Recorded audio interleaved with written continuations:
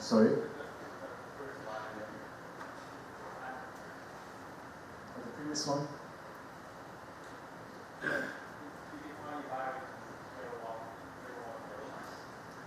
Oh, you're right. So let me precisely maybe define what does it mean by evaluating 0, 1, 1, 0. Yes, that's an important question. So think about, these are like, so say this is a step 1, 2, 3, 4, and each input there's like one option and 0 option. So if you have the input 1, 1, 1, 1, 1, then I will just take the matrix product as A0, D1, D21, D31, D41. So the 1 or 0 will decide up or lower for each bits.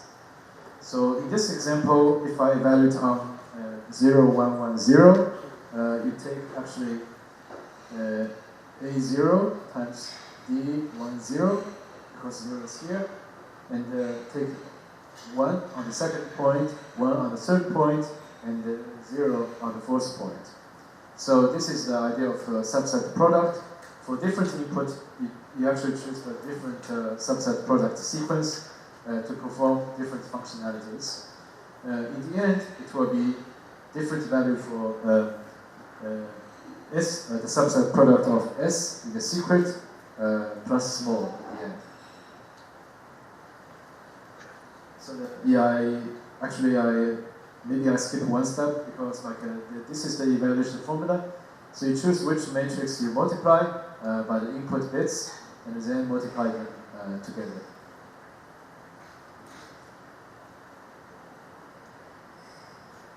Is this?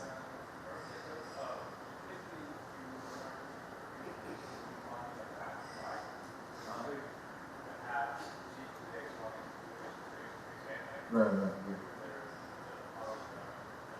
yeah.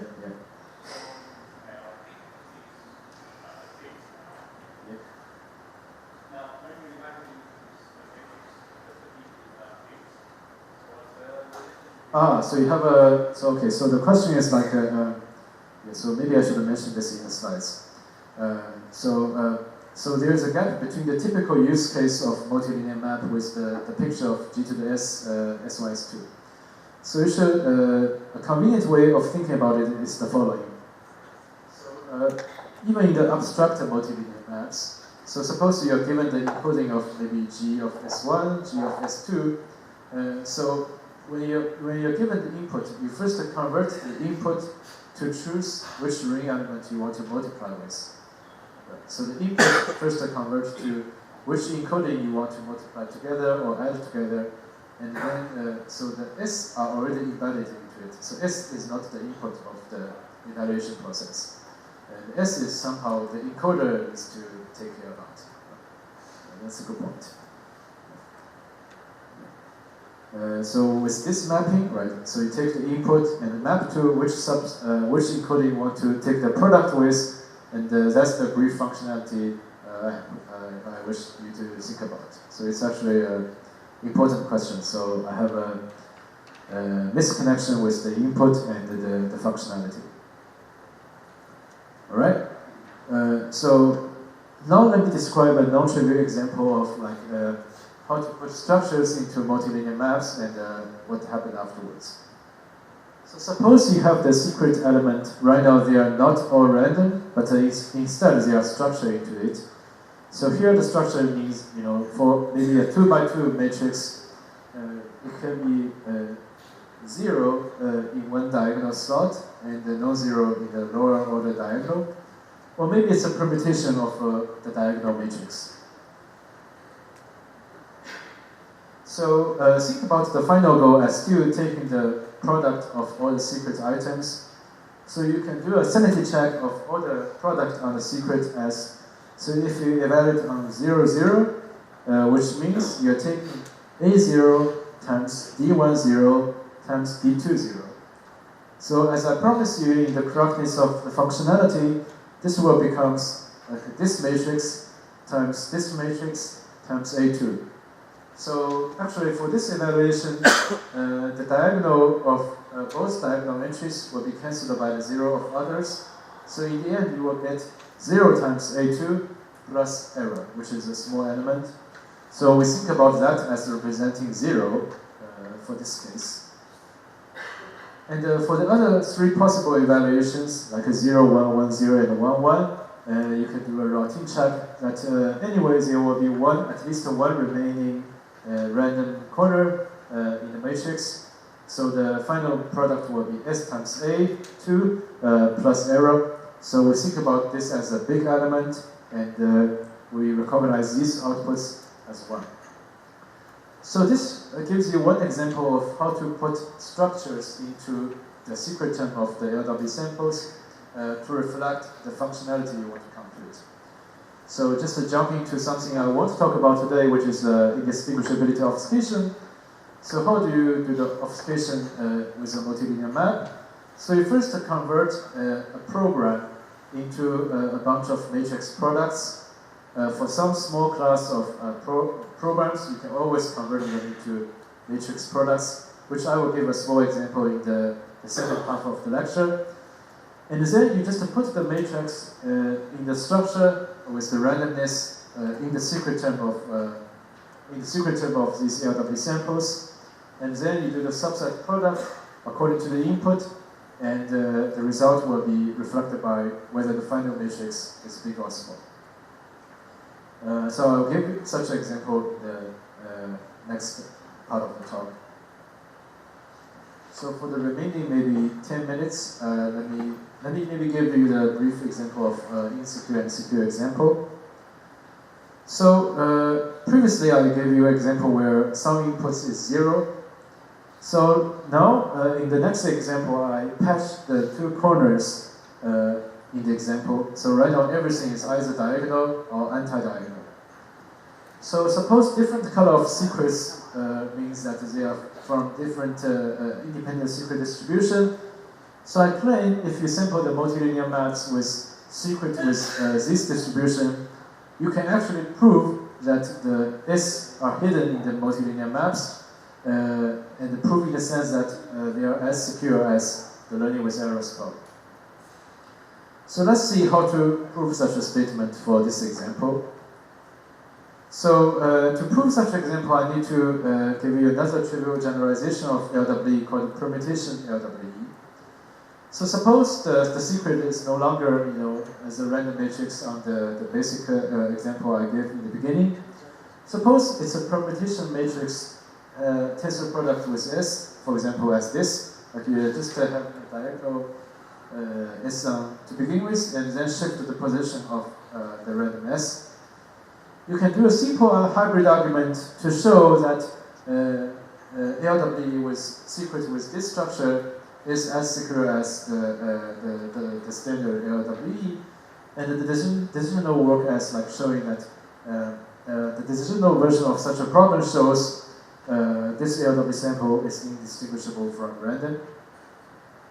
So let's see how to use this permutation LWE to prove the previous example can hide all the secrets. So we continue as follows. So first, let's look at all the trapdoor usage of all the A matrix in this picture. So we used the A trapdoor of A1 to sample some pre-images. We used the trapdoor of A0 to sample some pre-images, but we haven't used the trapdoor of A2 to sample anything. So A2 is safe in this example. So since A2 we didn't use this trapdoor, so we can trigger the standard permutation LWE to argue that the last 2 samples are indistinguishable from random. So notice that you cannot do this for this LW sample because the trapdoor of A1 is used somewhere to do something else. So maybe the trapdoor will be entirely linked by other samples, so that you cannot conclude that these LW samples are random. But you can conclude that the LW samples on the lower corner, they are all random. So now let's continue to close the trapdoor of A1 by the previous GPV argument. Recall that the GPV argument says if you sample a pre-image of a random image then there is a way to simulate such an simulate such a distribution without using the lattice trapdoor. In fact, you can produce A1 without the trapdoor, you can produce D without the trapdoor, and to simulate the statistically close distribution. So with this step, you can already move A1 from with trapdoor to without trapdoor. And then you can also trigger permutation LWE on A1, and then move all the way to the left. So right now, all the S has disappeared, and together with the structure in this example. So as you can see in the beginning, you have all the S with all the slots. So suppose the goal is to hide whether it's identity or anti-identity in the secret. Now we have achieved a goal with such an example. So before the break, let me give you actually an insecure example. So if everything is secure, like we can conclude, GDH15 solves all the problem. You can do whatever you want. So let me give you a simple insecure example of such an encoding. So the insecure example happens when you are supposed to sample a pre-image of encoding of 0. So in this example, suppose S2 is completely 0. We forgot about the fact that it's an LW secret. So suppose S2 is completely 0. In this case, the pre-image D2 actually becomes a weak trapdoor of A1.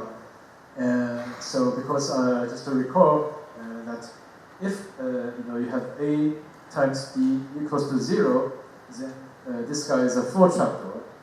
But even if you have A times D equals to small, you can use it as a weak trapdoor.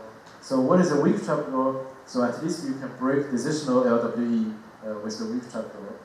And if you have a few samples of weak trapdoor, you can have a sort of a full trapdoor using a more complicated analysis.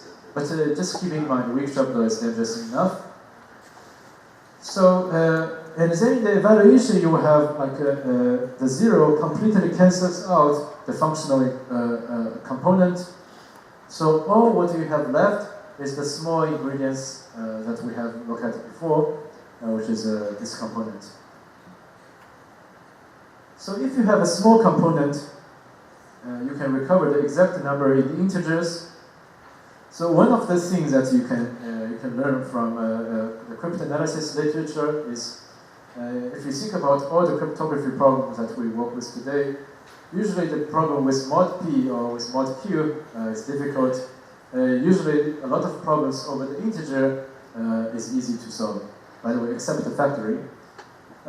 So if you have some samples about the LW secrets and the errors over the integers, then you can do many things to actually extract the original value of S and E. To come up with a concrete example, it takes quite an effort, but roughly moving the evaluations over the integers is behind the ideas of all the attacks of multilinear maps and I/O. So I won't give any more detailed example today, but this is the rough idea of the dangerous case. So I think we'll take a break now. So far we have finished describing the brief functionality of GDH15. I will talk about 2 more applications in the next part of the lecture, which are constrained PRF and witness encryption. Thank you.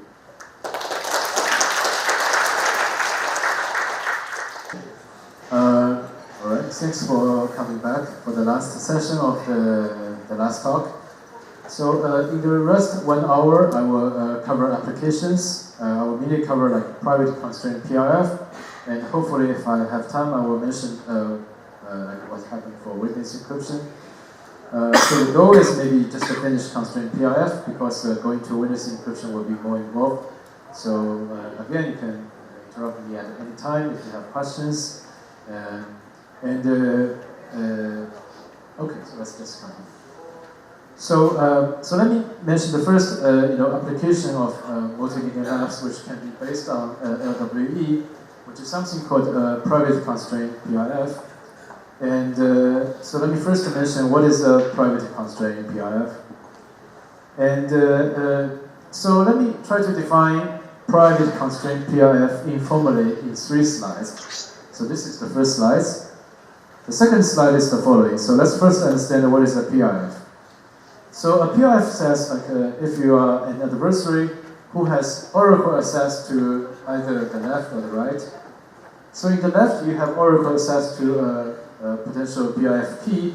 You can think about it as a block cipher or something else. On the right-hand side, you have oracle access to a totally random function that on input 1, output a random value, another value, on input another one, output another random value. So suppose a function has such a property that for any polynomial time adversary, the oracle access to it is indistinguishable from a truly random function. We call it a pseudo-random function. So pseudo-random functions can be based on, in the complexity theory, it can be based on one-way functions. But in this talk, we are also interested in constructing from like a specific lattice assumption. A private constraint PIF, it goes one step further than a pseudo-random function as follows. So suppose you are the owner of the private key. And not only you want to be able to publish, provide the functionality of a pseudo-random function, but you're also willing to have the following capability. So say, maybe someone has already learned the functionality on some inputs, and then you are asked to give out a key, and you have 2 choices at that moment. You can either give the original key, or you can give a constraint key, which is a key which has modified on some points and then not modified on some other points. And you want to have the guarantee that the modified key gives a key that you can have the description by itself. The modified key is completely indistinguishable from the original key, with the adversary who can actually get either one of them. So this is what we call private constraint PIF. So constraint refers to you have the ability to modify some points that keep the original value on something up on the rest. And private means like the description of the constraint doesn't need actually where you modify it. So this is the goal of having such a private constraint here. So fine. So we have a PIF from very simple construction. But why do we spend a lot of effort to build a private constraint PIF? To convince you this is useful, let's first give some small applications for such a primitive. So first, if I want to have a very brief intuition that if you are able to hide the program in the constraint, then this is sort of like you're halfway to obfuscation. In fact, you can show if you are able to have a private constraint PIF where you can output 2 modified keys, or maybe even 1 modified key, 1 unmodified key together. So if you are given both keys and the adversary still cannot figure out the constraint circuit in the constraint key, then this actually is equal to obfuscation. So how? The obfuscator is simply the constraint key and the original key if you output them both. So the security of constraint PIF says the key hides the circuit C. So this is what security means. And to evaluate on any input X, you can evaluate X on both the constraint key and the original key and compare whether they are equal or not. So if they are equal, it means this is like a Cx equal to 0, it's not modified. And if they are different, then it means this is a modified point. So it's a very intuitive way of obtaining obfuscation if you can have a 2-key security. It means that the adversary can query for 2 constraint keys of different circuits, or maybe ask for 1 constraint key for a circuit and 1 original key. So jumping ahead, if you publish 2 constraint keys using the construction I'm going to describe in this talk, then there is an attack. And implicitly, you can also use the idea that you can get encoding of small elements, and then you can recover everything over the integers and break everything you would like. So in the rest of the talk, I'm actually going to focus on one key secure private constraint PIF, where the adversary can only ask one potentially private constraint key. So even if you are asking like one key private constraint PIF, there are still some useful examples. So you can use this to construct reusable gobble circuits. So what is a reusable gobble circuits? So if you are familiar about the MPC literature, you have heard about the concept of Yale's gobble circuit. That you can ask, you have a gobble circuit, you can have a gobble input. So the gobbling is guarantees that the gobbled circuit completely hides the circuit, the gobbled input completely hides the input, and you are able to compute the circuit evaluated on the input in the clear. So this is sort of like a token-based obfuscation, like you are not able to evaluate the circuit on any point you want, but at least on the gobbled input, you can get the result. So how to use the one key secure private constraint PIF to do the reusable gobble circuits, or we can also call it one key private key functional encryption. So the constructor requires a normal symmetric key encryption, which I denoted as SYM, and private constraint PIF. So the ciphertext or the gobble input of the reusable gobble circuits will be the encryption of a symmetric key, of the encryption of a message under the symmetric key encryption scheme K, and you have the ciphertext, and you obtain a tag by applying the pseudo-random function on the string, which represents the ciphertext. So in the functional decryption key or the reusable gobble circuit, you do the following. So you do the decryption, then evaluate functionality. So you take the input as the ciphertext, first decrypt it in your in the constraint key, then evaluate in the constraint key. So why is it intuitively secure? Because since the constraint PIF is guaranteed to hide the constraint or the circuit in the constraint key, so the decryption key and the evaluation circuit are both in the constraint key, so they are hidden, and you can actually formally prove it. So the catch is like to put the decryption key in the circuit and hide it. It allows you to perform such a capability. By the way, like this reusable gobble circuit is implemented. I think the authors submit to CCS or Auckland. We'll see what happens. By the way, I say we'll see what happens because the circuit is really large. I think maybe for 8 steps of evaluation, the reusable gobble circuit take like 80 gigabytes. So it's reusable, so you have enough space, and you don't want to produce the circuit again and again. You can try to use that. Although the circuit is very large, but evaluation is super fast, just taking subset products. So all right. So I've mentioned like application of private constraint PIF to do obfuscation if you have 2 key security, and to do reusable gobble circuits. This is guaranteed. You can also do privately detectable watermarking.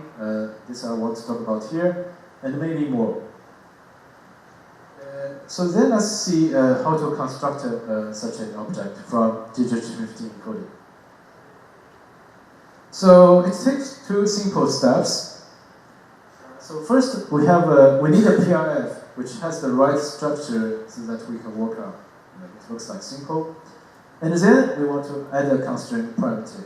So it's almost a tautological statement, but this is 2 reasonable logical steps to construct such an object. And in fact, the PIF from lattice is another bonus point for this talk, because I think even if you didn't follow anything about GHz15, even knowing the simple pseudo-random function from lattices is already worth the effort. So let me first introduce the pseudo-random functions from lattice with a subset product structure. This is due to Banerjee, Packard, and Rosen in 2012. So the key idea of this pseudo-random function is it takes subset product of LWD secrets multiplied by the public matrix A and then do the rounding. So notice that for a function to be a pseudo-random function, you don't need to even output any public matrix as the public key, because the whole point is to have the adversary to have oracle access to the function. But we will prove that this construction is a pseudo-random function even if we publish A. So let's see how to how to prove that this construction is a PIF, assuming learning with errors. By the way, let me also define what is rounding. So before we do everything, mod Q. So rounding is so the rounding by 2 is simply deciding like whether the final result mod Q is on the 0 to half of Q or like half of Q to the 4Q. And you can also generalize to rounding to 3, 4, 5 and all the integers smaller than Q. And in this talk, I would like to think about the modulus Q is bigger than super polynomial, and Q over 2 is also super polynomial. So let's see how to prove that such a construction is a pseudo-random function. So the main observation is due to the fact that we are rounding the final result. So just to say again, so the evaluation take the subset product of the secrets multiplied by A, and then round the final result from mod Q to mod 2. Because of we're using rounding, and as you can see right now we don't have any error in the key, so we can actually add error without being noticed in the final PRF evaluation. So the analysis goes as follows. So suppose, again, my favorite example is to evaluate on 0, 1, 1, 0, and your evaluation is like S pick the low matrix in the first bit, tall matrix in the second bit, etc., then multiplied by A in the end. So this is your evaluation in the real world. Let's see how to show that this sample is indistinguishable from a random sample. So first we observe that if we have all the secrets being small, then you can add an error, a small error, without being detected, because this additional term S times S times S times E is still small relatively to an exponentially large Q. So first add an error with only a statistical distance from the first from the real world, and then you can trigger the LWE on the last part of the evaluation. So you move this to a random element denoted as y ** 0, and then you can do this again and again by treating the y ** 0 as the public matrix, and then injecting error again, with only a negligible chance of changing the functionality. And then you do all the way to the left and prove that the final evaluation is a PRF. So this gives a first of all provable PRF from the learning with error assumption. So I would like to also leave you one exercise that maybe you can take the picture.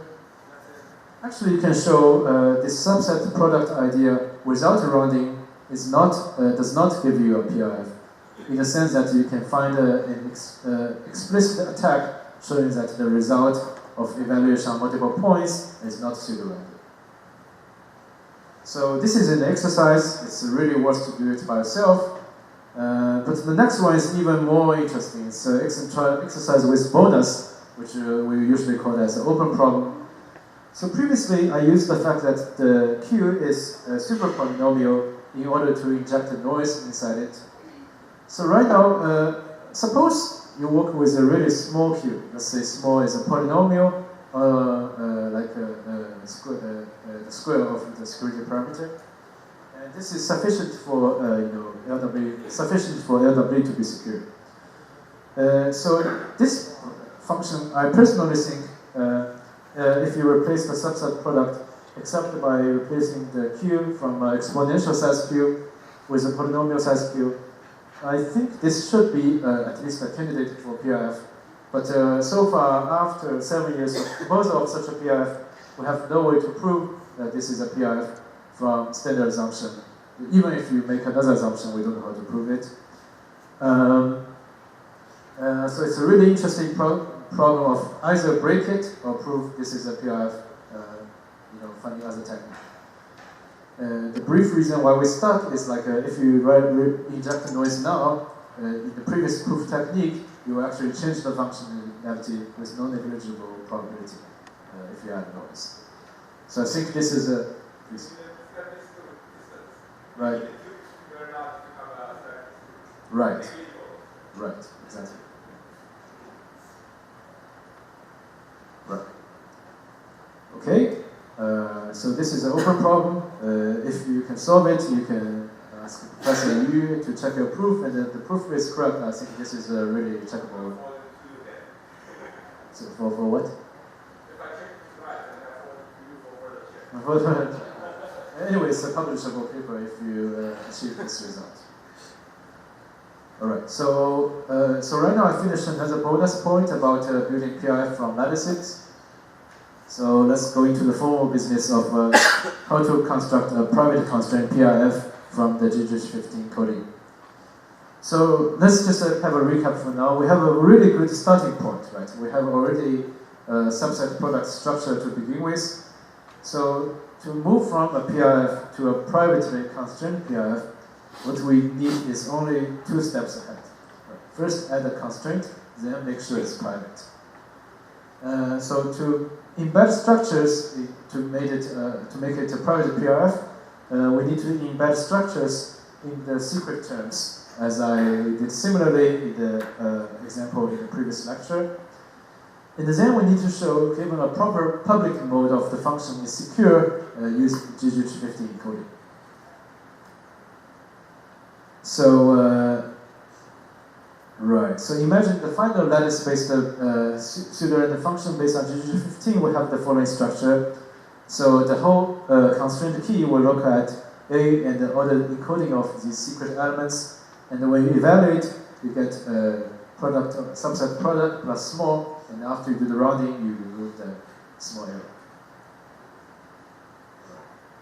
So here comes the bonus point 3, which is a Barrington's theorem. So in the previous lectures, there's a lot of interesting application of branching programs. So here I would like to give an example of like a, sorry, let me take it back. So, so if you use matrix branching program, meaning that you have a series of matrix product indexed by the input wires. So maybe one input can index multiple steps in the subset product.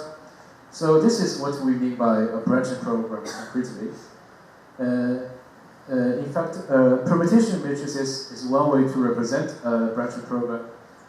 So what we call the Barrington theorem in 1986, it says any Boolean circuits which you can compute in log depths can be efficiently computed by another form which is called a permutation branching program with 5 or with polynomial number of steps.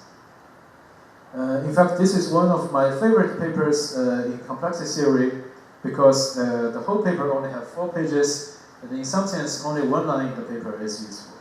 So let me explain this line of the paper by an example. So let me tell you how to represent the AND gate using a branching program. So in this example, I'm going to do the AND gate, AND gate meaning like 1 and 1 is 1, and 0 and everything else is 0. Okay. So here's an implementation of AND gate using a with5 branching program.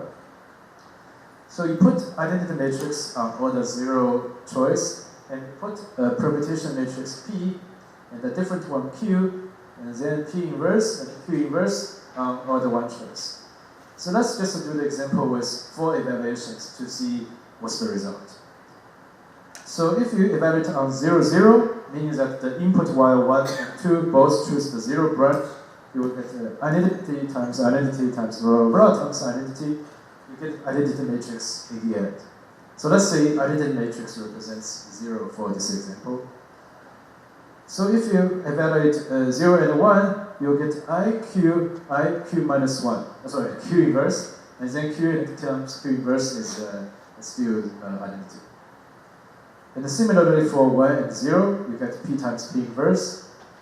So the only non-trivial example, the point is P times Q times P inverse times Q inverse is not equal to identity. So we will use that matrix C to represent 1. So you can generalize this example to all the circuits with logarithmic depth. It's logarithmic because the length of the branching program grows up exponentially with the depth. That's you can figure out by yourself. And why we need 5? Because 5 is the minimum number of degree to support permutation matrix in order to have a non-commutative 2 elements which are non-commutative. So if you try 2, the only permutation matrix are identity and anti-identity. It doesn't really work out.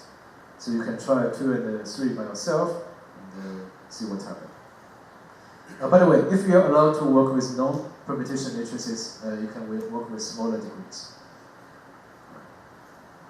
Alright. So after we have the permutation branching program toolkit, so let's see how to represent the constraint key. Intuitively, we will use the identity matrix as the target for the original functionality, and the non-identity matrix as the modified functionality. So that's the brief intuition of using permutation branching program to achieve such a functionality. So what will be the secret look like in the final lattice-based PRF? So instead of using one uniform element as the secret, we will actually put a structured element in the secret term of LW sample. In such an example, the A matrix will be actually very tall. The A matrix will have multiple rows, so you can accommodate more 5 rows at least in this example. So for example, identity matrix is form, and the permutation tensor with secret will be with that form. So it depends on the constraint you want to build, you will put different matrix branching program in the secret. So right now let me move on to, so right now I have described the functionality. Let's see if you use the GG15 to encode it and then publish, what will happen. So again, a description of the, maybe let me just describe from the beginning. So the master public key of the constraint PRF consists of all the public matrix A. The master secret key is all the secret terms in the LW secrets, and the trapdoor of all the A I use during the schemes. So the constraint key generation evolves as follows. So first, I get the constraint description and convert it into a matrix branching program using Barrington theorem, and then put all the permutation matrices into the structure of the LW sample.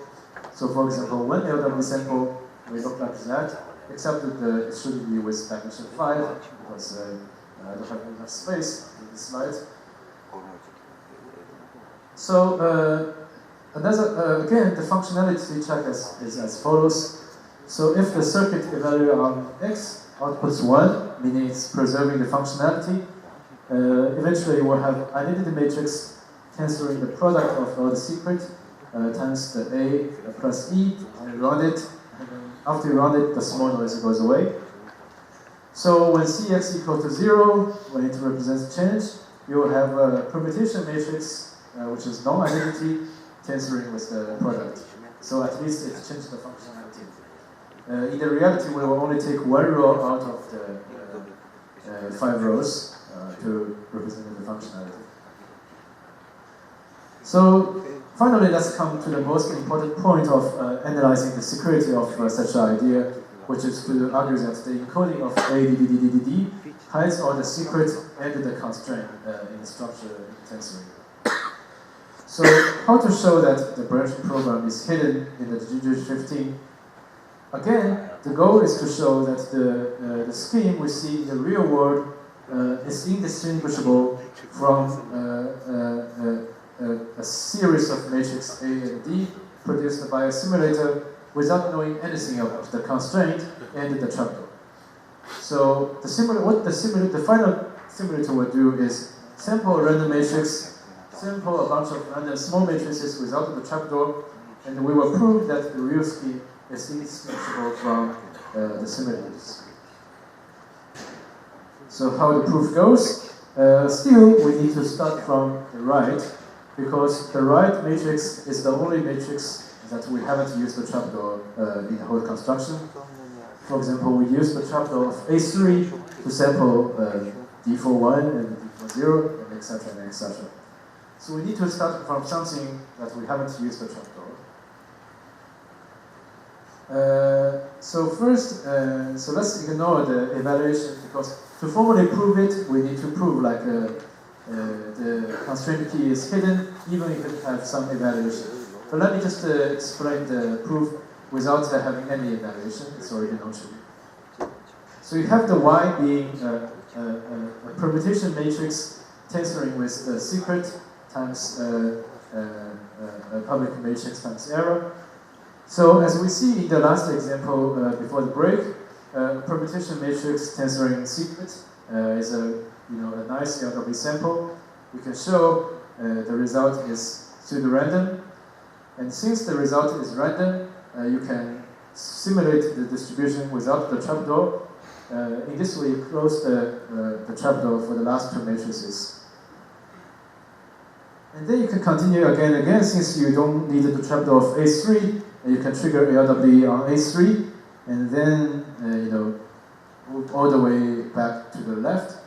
Because we are using the fact that all the matrices produced by that format of Barrington theorem are all permutations, so you can move all the way left by triggering permutation LWE and then trigger the GPV sampling lemma to argue that all of these matrices are simulatable without knowing the trapdoor of any of them and without knowing the permutation matrices of any of them.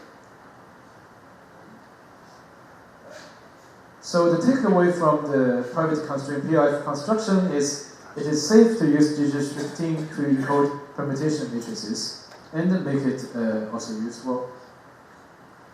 So just as a quick wrap up of the private constraint PIF example, this is the whole list of all the known lattice-based PIF that we know.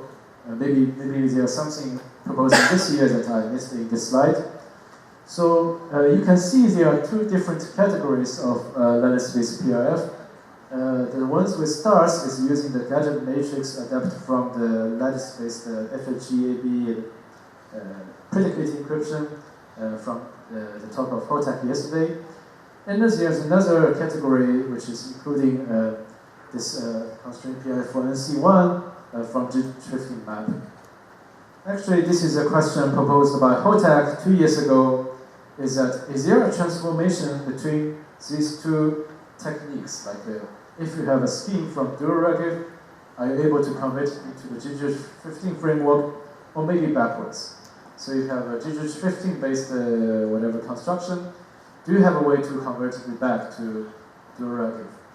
I don't know why this question is useful, but it's certainly very interesting to understand whether there's connections between these two different construction frameworks.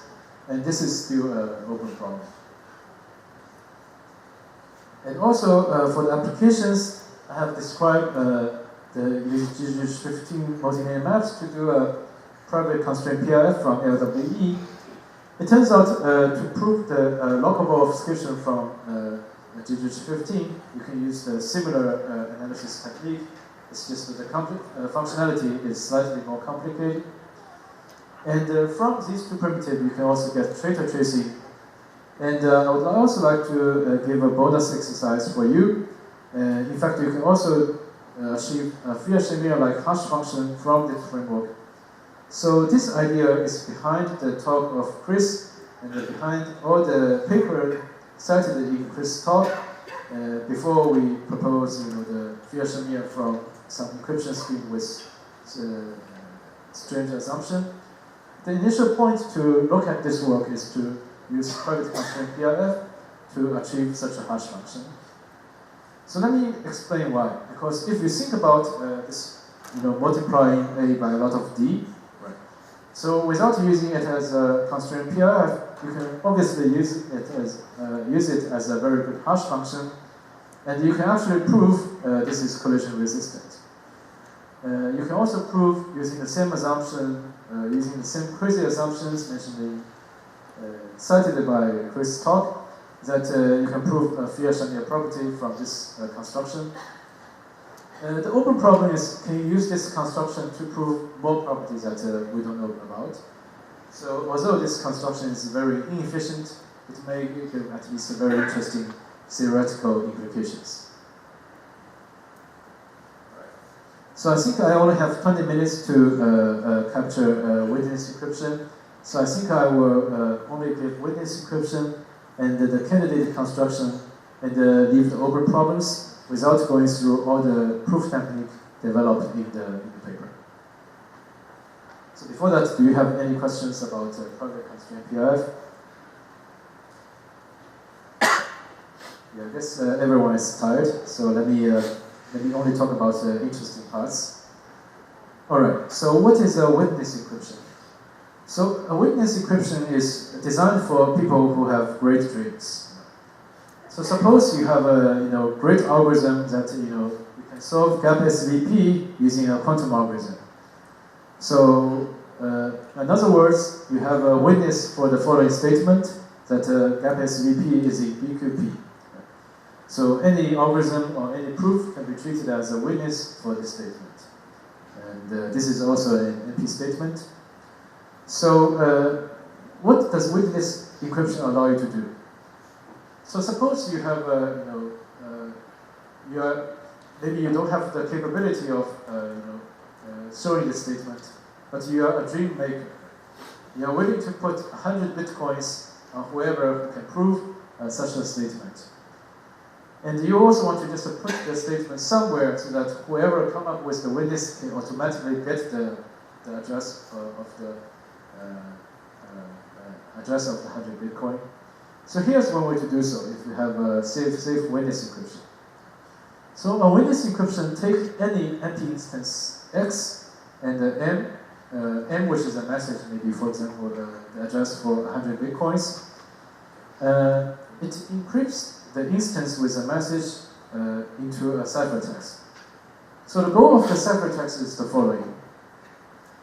So whoever comes up with the witness of the instance is able to decrypt the message, decrypt and get the message.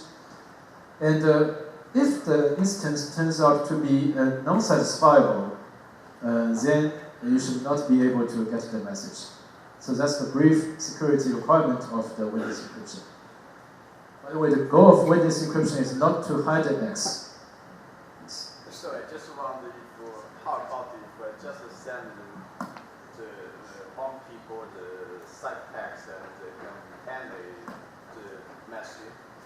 It means that if you always can output a witness.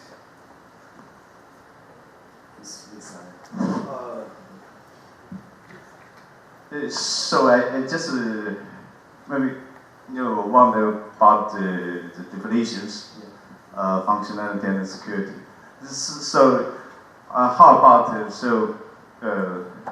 one have an instance that is public key, and actually I don't know he has a weakness or not, but I just send a ciphertext to him, and then he anyhow can able to respond with the message to plain text. It always means that the one called the public key always has a secret key. So it's a what's the question? I just wonder if this function is some kind of knowledge function. So someone who is able to decipher implies he has a secret key. Is this right? Right. So if you think about the witness as the secret key, then to decrypt you have to have the secret key. Yes. But the secret key may not be unique, right? Because for each instance there may be multiple witness. But to be able to decrypt, we require that you have the witness. So that means that there's always a extractor can output some secret key from the people who are able to So, decipher. yeah, depends on, so if, so extractor means if you can take an adversary who can decrypt, then there will be an extraction procedure that, extracted a witness. Maybe it's not clear, actually it's not clear, because maybe, if you put the encryption somewhere, and someone, decrypt the message and get to the end, so your question is it always possible to extract the witness? So that's not obvious in this definition, because maybe someone just come up with the witness and decrypt without revealing the witness. Yeah. So it's actually possible, if you want to have the witness hiding property, I guess. Okay. So, but without worrying about whether you can hide the witness or not, I would also like to remind that actually witness encryption is not guaranteed to hide the instance, because I still want people to know that this is the goal, that to break the message. So hiding the message is the whole point. So the status of witness encryption, so there have been several candidates of witness encryption. They more or less all depends on multilinear maps. So right now, still none of them are based on standard cryptographic assumptions. Gaga in another paper also proposed a candidate. So this one is broken by Hu and Jia. And there's another proposal by Gentry et al. Assuming if there's something called a bilinear subgroup decision assumption, but coming up with a multilinear map with such assumption is also open.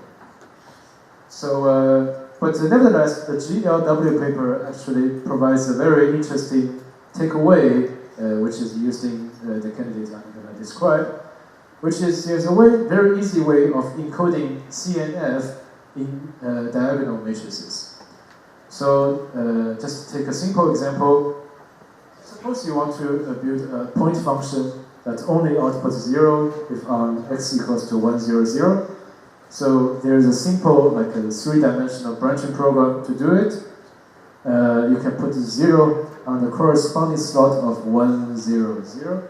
And then you can see from this example, only if you evaluate on 1, 0, 0, it goes to the whole 0 matrix. Otherwise, some of the slots will be non-zero. And then you can also generalize this to any CNF to put into the diagonal matrix into a read-once branching program. But just as a reminder, so right now we are switching from permutation branching programs to branching programs on the diagonal with 0 slots. So they can be non-for-rank, obviously non-permutation, so at least the previous result doesn't apply. So our idea of doing the witness encryption using the GLW encoding is to exactly put the CNF slots in part of the diagonal and put one slot for the message. So in some sense, if you find a witness, I will guarantee that all the CNF slots cancels out, so you can decide whether you're encrypting 0 or 1 using the remainder message slot. So far I have described a witness encryption candidate, although very fast, using special structures that use GGH15 and the diagonal or low-rank matrix branching program. So can we show anything secure for such low-rank branching program plus GGH15? And the answer is yes in some cases. Let's see what's the cases. So even if the matrix we are going to plot in the secret slot are not 4-rank, we can still show sometimes they are secure. What's the sometimes? It's when all the matrix has the lower right corner being non-zero, then we can show the final scheme still hides the structure. And here it can be anything, not necessarily diagonal. But is this useful to imply, for example, witness encryption? The answer is not. We don't know how to convert the CNF or whatever we want into this format. What we do know is to use this to simplify the private constraint PIF construction, which I will gonna skip for this part. But instead, let me jump to the open problem. So suppose you're able to prove or disapprove that the structure are hidden when the evaluation is big for all the inputs. So what it means is all the matrix may be not 4 rank, maybe there's some slot is 0, but if you take all the possible, for this example, there are 8 possible evaluations, which there's always a non-zero slot. In this case, it's intuitively that everything is big, there's no small element, so that the current attack technique doesn't apply. So the question is, can we prove this structure is hidden when the evaluation gives all big outputs? If you can prove such a statement, then you can prove a witness encryption from the corresponding assumption. And if you can disprove it by giving out a concrete attack, I think it will be very interesting. So although I have 10 minutes, but I think I will skip this proof because it's not very easy to get in 10 minutes. So let me just do 1 click per 2 seconds. So you can have a partial proof technique which invent more GGH15 technique and more technique for showing that some encoding can be hidden using the GPU trapdoor technique, etc., etc. So let's skip all this technical part. Jump to the summary and all the other open problems. So in this, in the second part of the talk, I have give 1 and 1.2 brief example of what you can do with the GGH15 encoding. And you can check other papers or try by yourself of how to achieve broadcast encryption and other stuff by putting structures into the branching program in the matrix products. And in some sense, the obvious open problem is to understand the other cases or build more application that in the safe side or I guess in the safe side. And more concrete future directions are follows. So, in this talk I have only covered GGH15. So for the previous 2 multilinear maps, CLT13 and GGH13, it turns out attacking them becomes easier, and there's no single example which shows that any construction from them can be based on standard assumption like untrue or approximate GCD, or even any variants of that. So come up with new concrete assumption like mathematical conjecture hard problems, and based on safe application using this framework of CLT and GGH13. These are all open problems, and I believe will enhance our understanding of variants of entry problems. So another concrete direction for GGH15 is to build an application using the idea of slots. So I have demonstrated that the permutation branching program and some of the slotted applications, they can be as secure as LWE. So you can think from one step away that you can embed structure into the slots and achieve the functionality from these ideas. I think that's the end of my talk and the end of the whole winter school. Thanks for your time and thanks for coming to Shanghai. And thank you.